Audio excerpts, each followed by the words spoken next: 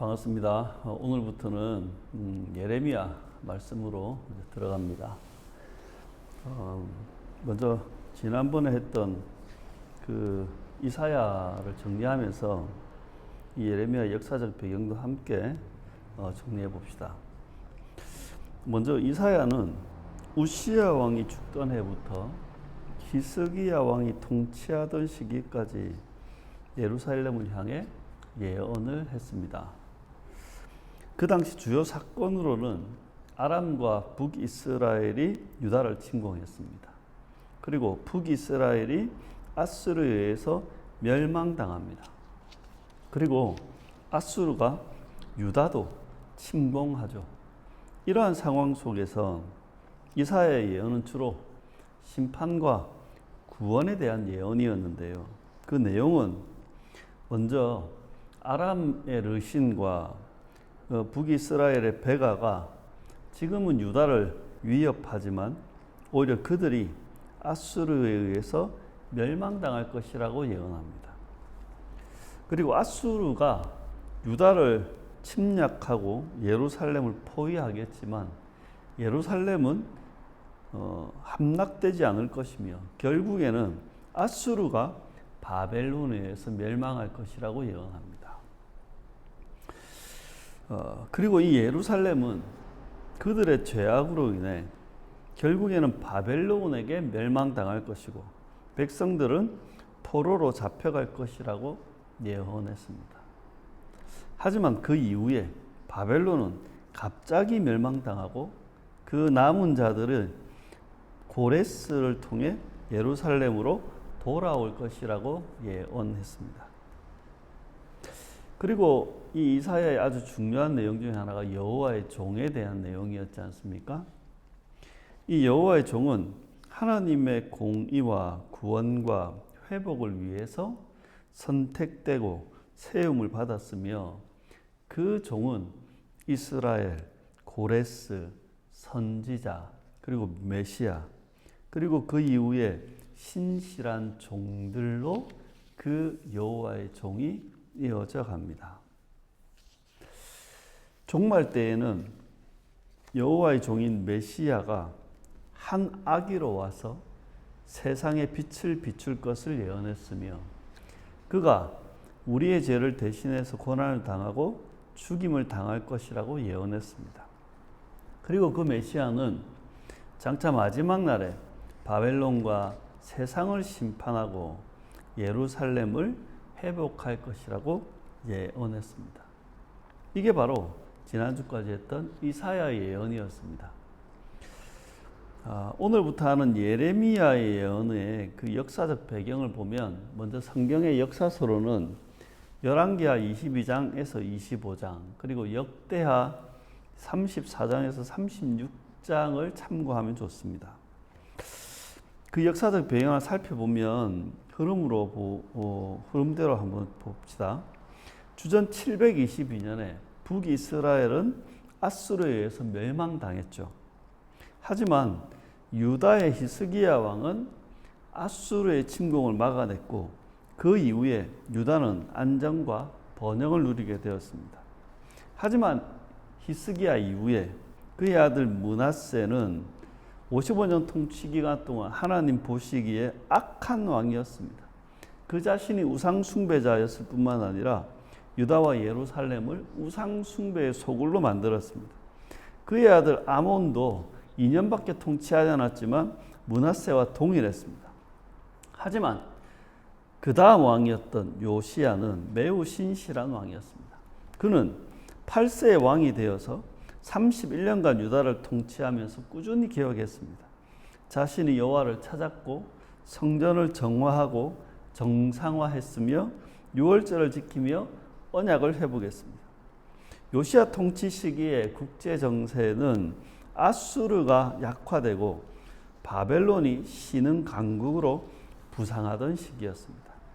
이런 바벨론과 싸우기 위해서 아수르와 이집트가 연합하였고 바로 느고가 바벨론과의 전쟁을 위해 갈그미스로 향하고 있었습니다. 이때 반아수르 입장에 있었던 요시야가 무깃도에서 이집트 군대와 싸우다가 전사하게 되죠. 그래서 이때부터 유다는 급격하게 쇠락합니다. 주전 609년에 있었던 이집트 아수르 대 바벨론의 이 갈그미스 전투는 바벨론의 승리로 마칩니다. 이집트의 바로 느고는 패배하면서 본국으로 돌아가는 길에 그 분풀이를 유다에 합니다. 그래서 요시야 왕의 아들 요아스를 이집트로 데려가서 죽이고 요시야의 다른 아들인 요야김을 왕으로 세웁니다. 주전 605년에 이집트와 바벨론이 또다시 갈그미스에서 전쟁을 치르는데 이때도 바벨론이 승리합니다. 그리고 유다까지 침공하게 됩니다. 이게 바로 바벨론의 1차 침공입니다. 이때 바벨론은 예루살렘의 성전기구와 소수의 왕족과 귀족을 데려갑니다. 이때 끌려간 포로중에 유명한 자들이 바로 다니엘과 그의 세 친구죠. 그리고 주전 597년에 요야김의 아들인 요야긴이 왕이 되었을 때 바벨론이 다시 예루살렘을 침공합니다. 이게 2차 침공입니다. 이때 바벨론은 성전과 왕궁의 모든 보물과 요야긴 왕과 지도자들과 군인들과 장인들과 대장장이든 예루살렘에서 어지간한 사람들, 쓸모있는 사람들은 죄다 포로로 잡아갑니다. 그리고는 요야긴의 숙부 요시야의 아들이죠. 시드기야를 왕으로 앉힙니다. 그런데 시드기야는 얼마 안 가서 친애굽 정책을 폈고 이것 때문에 바벨론으로부터 또다시 침공을 받게 되는데 이게 바로 3차 침공입니다. 바벨론은 주전 588년부터 586년까지 예루살렘을 포위했고 결국 예루살렘은 함락되었습니다. 시드기야는 도망치다가 잡혀서 자식들이 죽는 모습을 본 후 두 눈이 뽑혔고 그렇게 바벨론으로 끌려가 처형당했습니다. 그렇게 주전 586년에 유다는 멸망했고 예루살렘은 파괴되었으며 성전은 불에 탔고 대부분의 사람들은 죽고 소수의 사람들이 생존했지만 거의 대부분은 포로로 잡혀가고 힘없는 극소수만 남았습니다. 예레미야 예언은 이러한 상황을 배경으로 하고 있습니다. 예레미야의 생애를 보면 예레미야는 이름 뜻이 여호와께서 던지시다는 뜻을 가지고 있는데 요시야 13년인 주전 627년부터 예루살렘이 함락되던 586년까지 약 40여 년간 활동을 했습니다. 므낫세 통치 시기였던 주전 650년에서 645년 사이쯤에 예레미야는 출생하게 되는데요. 예레미야는 예루살렘에서 북동쪽으로 한 5km 정도 떨어진 아나돗이라고 하는 성읍의 제사장 가문에 태어났습니다. 그의 아버지는 제사장인 힐기야였습니다.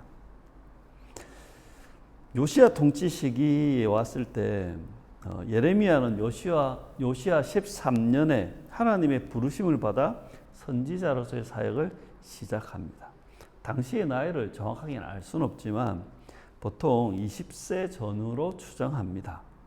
그의 사명은 예언을 통해 온 세상을 향해 뽑고 파괴하며 파멸하고 넘어뜨리는 것이었고 또한 이 예언을 통해 세우고 심는 것이었습니다.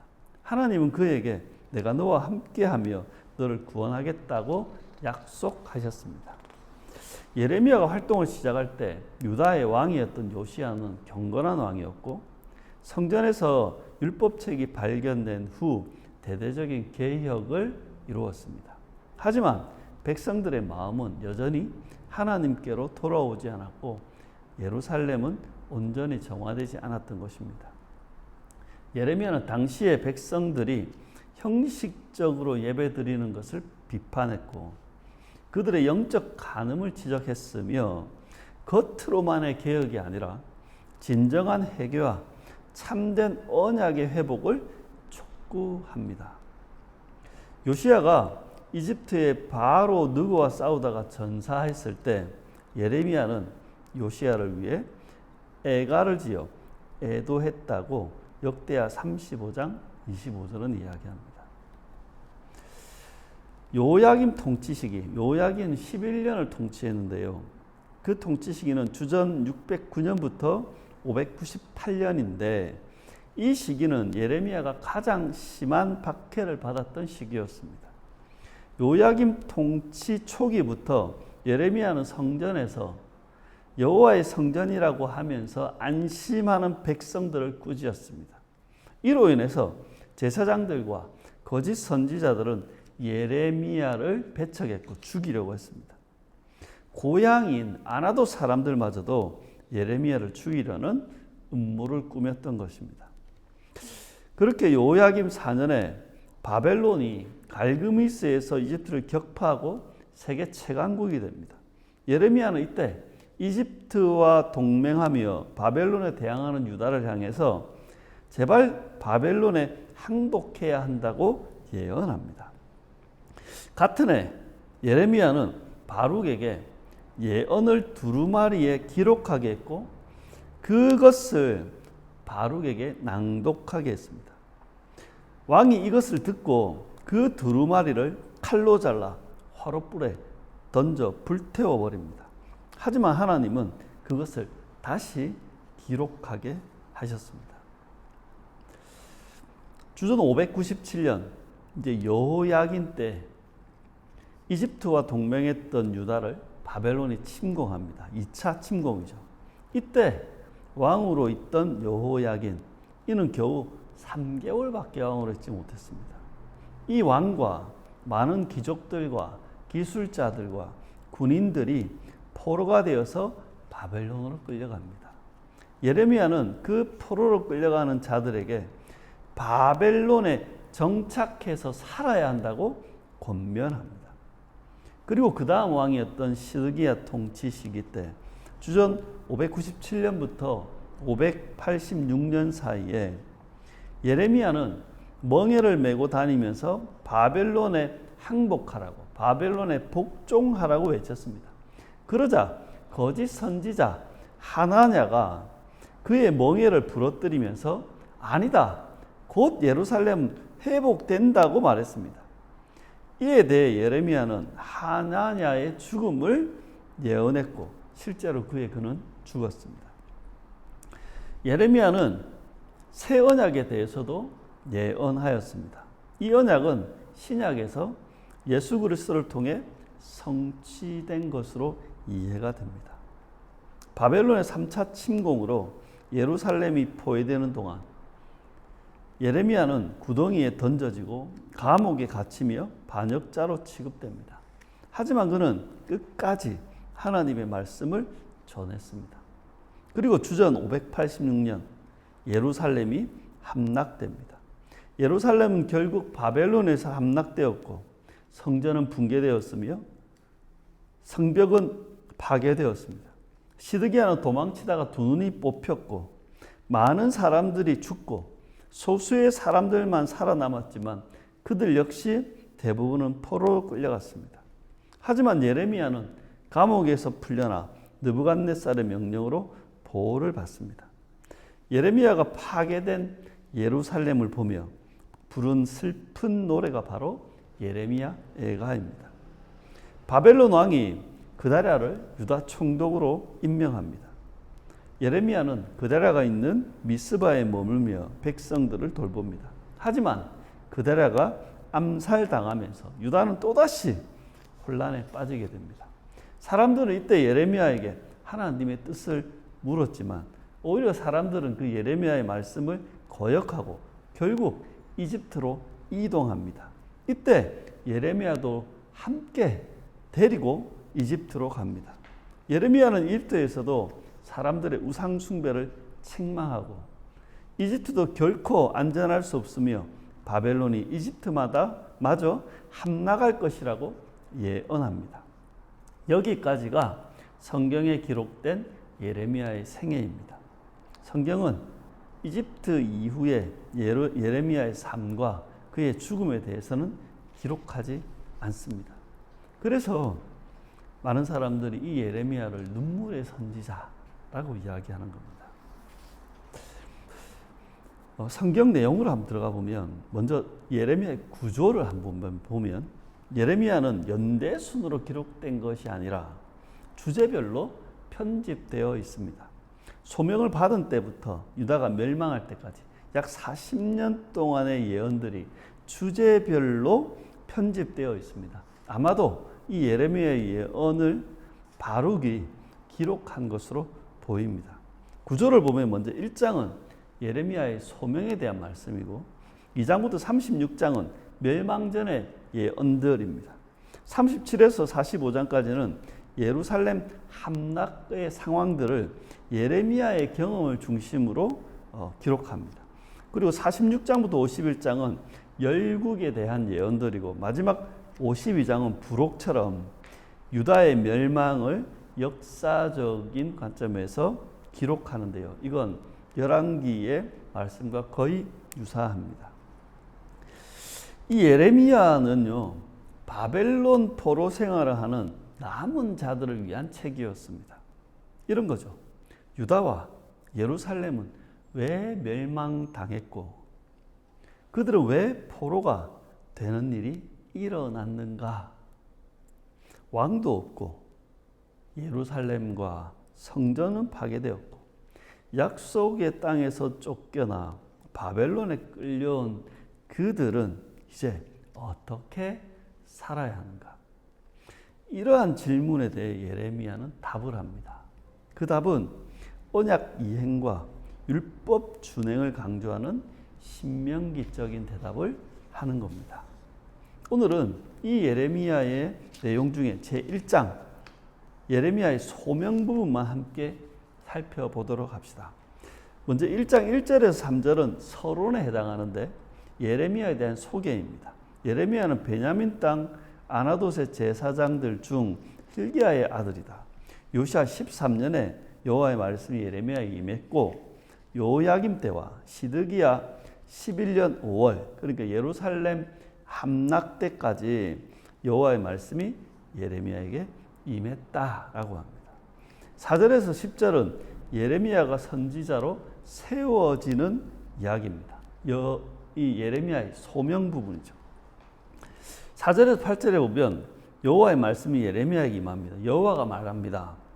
내가 너를 모태에 짓기도 전에 너를 알았고 내가 태어나기 전에 너를 거룩하게 구별해서 여러 나라의 선지자로 세웠다. 그러자 예레미야가 이야기합니다. 하나님 보시다시피 저는 너무 어리고 말을 잘 못합니다. 그러자 여호와께서 말씀합니다. 너는 어리다고 말하지 마라. 내가 너를 누구에게 보내든지 너는 가고 내가 내게 무엇을 명하든지 너는 그대로 말하여라. 너는 사람들을 두려워하지 마라. 내가 너와 함께하여 너를 구원할 것이다. 여호와의 말이다. 이 뒤로도 여호와의 말이라는 말이 나오는데 이건 확실하다는 거예요. 네. 하나님께서 예레미야에게 시키신 일, 그것은 바로 내가 너를 누구에게 보내면 가고 무엇을 명하면 그대로 전하라는 겁니다. 그러니까 가라고 하면 가고 전하라고 하면 전해라. 그게 네 일이다. 그리고 9절에 10절에 보면 그런 후에 여호와께서 그의 손을 내밀어 그 입에 대시며 말씀하십니다. 보아라, 내가 내 말을 너의 입에 두었다. 보아라, 오늘 내가 여러 나라와 왕국 위에 너를 세워서 내가 그것을 뽑고 파괴하며 멸망시키고 넘어뜨리며 건설하고 심게 하였다. 그러니까 예레미야는 여러 나라들에 대해서 예언할 것입니다. 예레미야 예언을 통해 그 나라들의 흥망성쇠가 이루어지게 된다는 것입니다.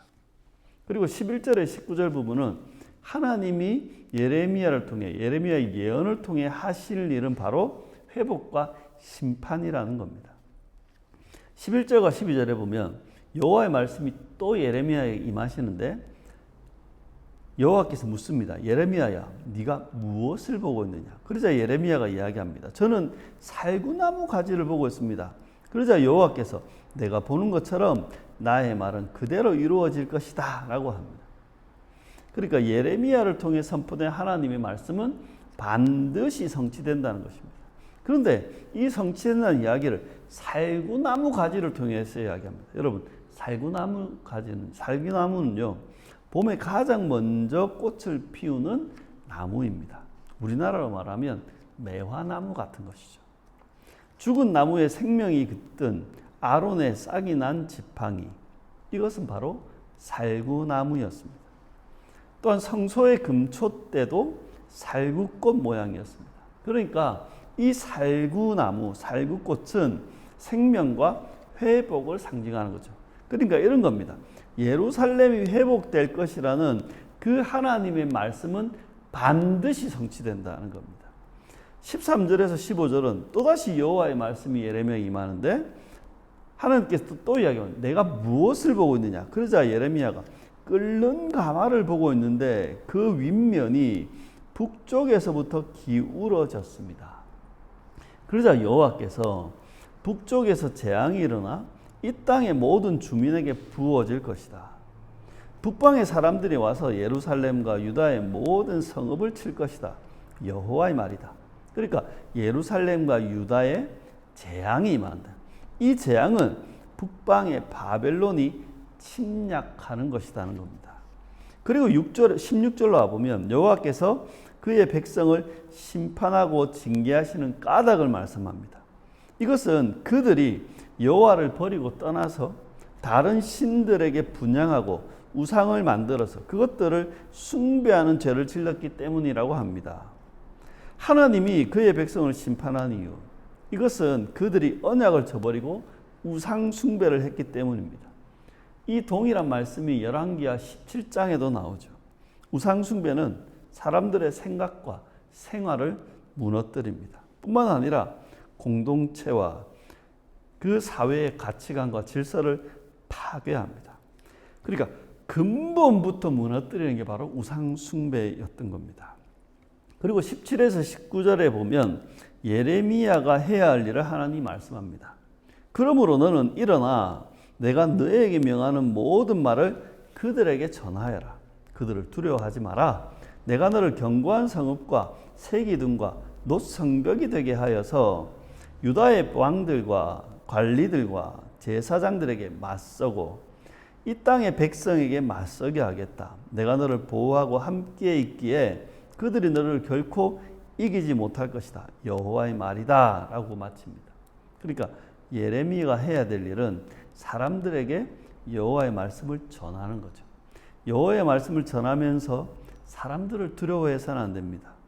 예레미야는 하나님의 함께하심과 보호하심을 믿고 사람들에게 당당히 맞서야 하는 겁니다. 여러분, 예레미야의 사명은요, 여호와의 말씀을 전하는 것입니다.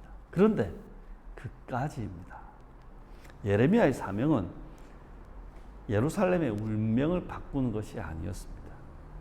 사람들을 뒤집어 놓는 것도 아니었습니다. 백성들을 회개시키고 복종하게 만드는 것도 아니었습니다. 예레미야의 그 능력으로 예레미야가 어떤 결과를 만들어내거나 바꿀 수는 없는 것입니다. 선지자의 역할, 예레미야의 사명, 그것은 세상을 바꾸고 예루살렘을 뒤집고 사람들을 변화시키는 게 아니라 그저 그들에게 말씀을 전하는 것뿐이었습니다. 정리하면 이런 겁니다. 하나님께서 예레미야를 여호와의 종인 선지자로 세우셨다. 하나님께서 예레미야에게 시키신 일, 즉 예레미야가 해야 될 일은 하나님이 보내는 곳에 가서 하나님이 명하는 것을 그대로 전하는 것이다. 이 일을 하면서 예레미야가 명심해야 할 것은 사람들을 두려워하지 않는 것이었습니다. 하나님의 말씀을 전할 때 어마무시한 그 사람들의 반응에 흔들리면 안 됩니다. 심지어 죽이려고 하거든요. 여호와의 종으로 산다는 것은 고난 속에서도 맡은 일을 감당하는 것이라고 이사야서에서 여호와의 종에 대한 이야기를 할 때 했습니다. 여호와의 종으로 살면서 고난을 당해도 무너지지 않아야 합니다. 포기하거나 도망가거나 회피해서는 안 되는 겁니다.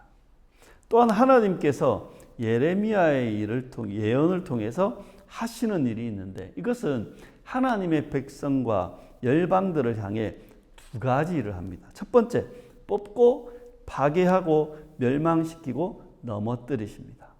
이와 연결된 환상이 끓는 가마의 심판이죠. 그러니까 하나님은 하나님의 백성과 열방을 향해 심판하신다. 두 번째는 살구나무에 대한 환상인데요. 건설하고 심으신다. 이것은 뭐냐? 바로 회복하신다는 겁니다. 계시된 하나님의 말씀 속에 우리 개인과 공동체의 흥망성쇠가 담겨 있습니다. 하나님은 계시된 하나님의 말씀이 얼마나 중요한지를 이 예레미야를 통해서 강조하고 있는 겁니다. 이 모든 일은 무엇을 근거로? 예레미야의 예언을 근거로 이루어지는 겁니다. 또 하나 강조되는 것인데 그게 뭐냐면 언약입니다. 언약은 여호와 신앙의 핵심이고 우리로 말하면 기독교 신앙의 핵심입니다. 예루살렘은 하나님과의 언약을 파기했고 그것 때문에 재앙이 임합니다. 하지만 하나님은 끝까지 언약을 지키시고 이행합니다. 심지어 옛 언약의 시대를 끝내고 새 언약의 시대를 열겠다고 약속하셨습니다. 그 약속을 성취하기 위해서 성자 하나님이 이 땅에 오셔서 고난과 죽음으로 자기 백성의 죄를 대속하시고 새 언약을 성취하셨습니다. 그리고 성령 하나님은 성자께서 성취하신 새 언약의 복을 우리에게 적용하셔서 우리가 믿게 하시고 영생을 누리며 살도록 역사하시는 겁니다. 여러분, 이 예레미야 말씀을 통해 우리가 알 수 있는 건 하나님께서 예레미야를 하나님의 종인 선지자로 부르시고 세우셨으며 하나님이 보내신 곳에 가서 하나님이 시키신 것을 그대로 하라고 명하셨습니다. 그래서 예레미야는 그의 삶을 그 소명에 맞게 살았습니다. 눈물을 흘리며 가슴을 치면서도 그는 그 소명의 삶을 살았습니다. 백성들에게 보내지든지 왕에게 보내졌든지 그는 자기 해야 할 일을 했습니다. 왕궁에 있든지 거리에 가든지 심지어 감옥에서도 자기 일을 묵묵히 감당했던 것입니다. 이와 같이 하나님은 우리 또한 하나님의 종으로 우리를 부르시고 세우셨으며 하나님이 보내시는 곳에 가서 하나님이 시키시는 것을 그대로 하도록 우리에게 명하시는 겁니다. 저는 하나님의 종인 목사로서 위하는 교회 성도들을 말씀과 인격으로 잘 양육해야 합니다. 또한 저는 하나님의 종인 남편으로서 아내를 사랑하고 아껴야 합니다. 뿐만 아니라 하나님의 종으로서 하나님의 종인 아버지로서 자녀들을 돌보고 사랑하며 영육간에 건강하게 잘 양육해야 합니다. 그게 하나님이 저를 부르시고 세우셨으며 저를 보내시고 맡기신 일입니다. 그렇다면 여러분은 하나님의 종인 주부로서 가정에서 가족들의 건강과 생활을 유익하게 해야 하는 겁니다. 또한 여러분은 하나님의 종인 의료인으로서 병원에서 환자들의 생활과 치료를 위해 일해야 합니다.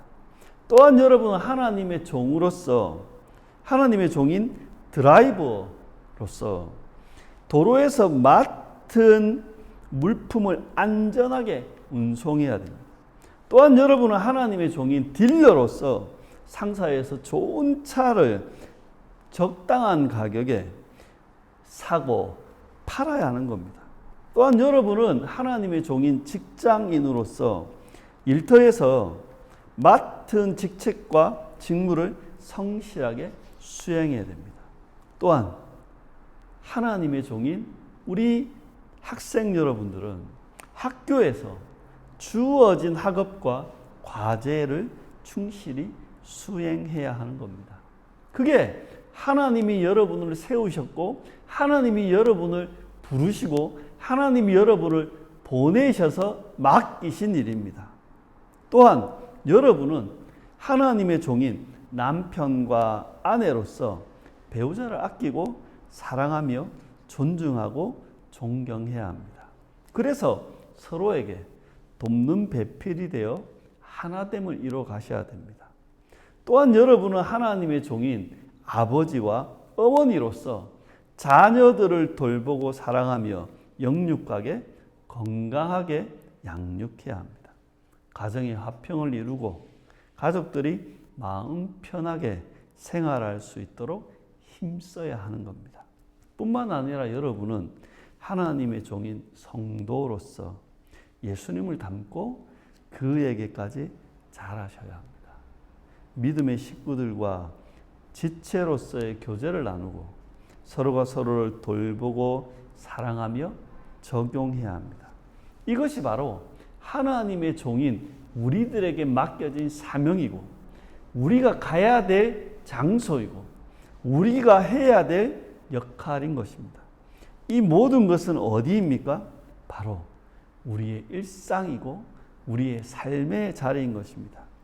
그리고 여러분, 이 속에서 명심해야 할 것이 있습니다. 그것은 바로 여러분에게 맡겨진 그 자리에서 사람을 뜯어 고치려 하거나 세상을 뒤집으려고 하지 말라는 것입니다.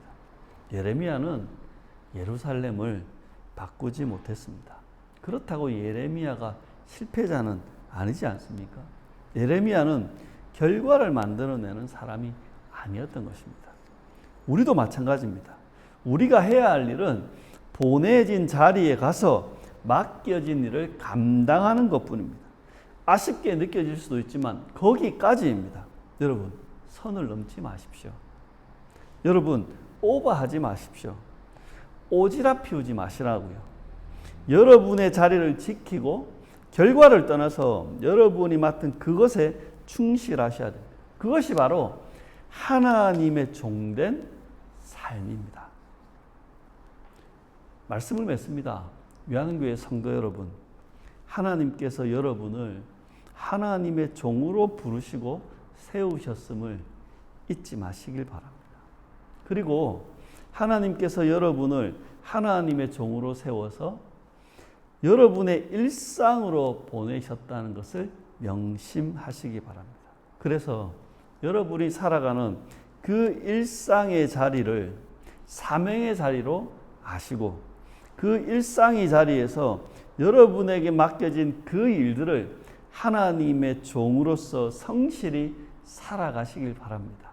그래서 오늘 이 시대 우리의 삶을 맡기신 하나님 앞에 여러분 모두가 하나님의 종으로 그 종의 삶을 감당하며 살아가시길 진심으로 축원합니다.